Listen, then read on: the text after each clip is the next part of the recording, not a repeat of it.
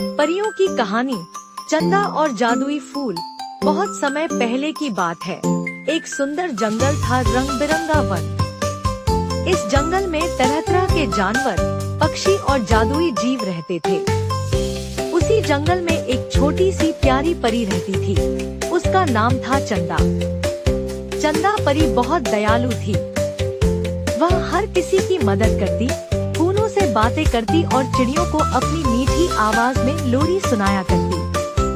एक दिन जब चंदा नदी किनारे टहल रही थी, उसने एक बूढ़ा कछुआ देखा जो कीचड़ में फंस गया था। बचाओ, कोई है, कछुआ करा रहा था। चंदा ने फौरन अपनी जादू की छड़ी घुमाई और पत्तों की मदद से कीचड़ हटाया। कछुआ आजाद होकर बहुत खुश हुआ और बोला, चंदा, तुमने मेरी जान बचाई। मैं तुम्हें एक राज बताता हूँ।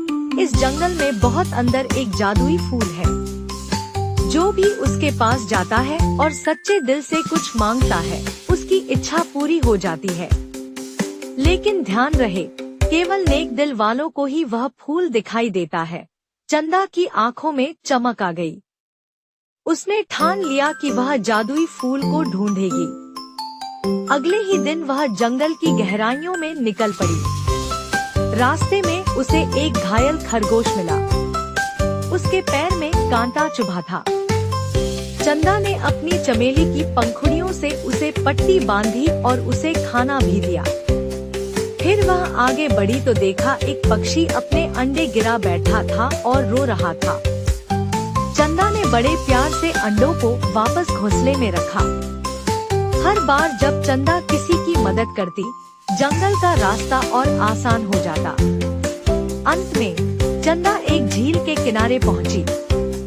वहां अचानक एक तेज रोशनी हुई और एक खूबसूरत नीला फूल खिल उठा। चंदा को याद आया, यही है जादुई फूल। उसने आंखें बंद की और बोली, हे जादुई फूल, मैं बस यही चाहती हूँ कि इस जंगल में सब जीव सुरक्षित और खुश रहें।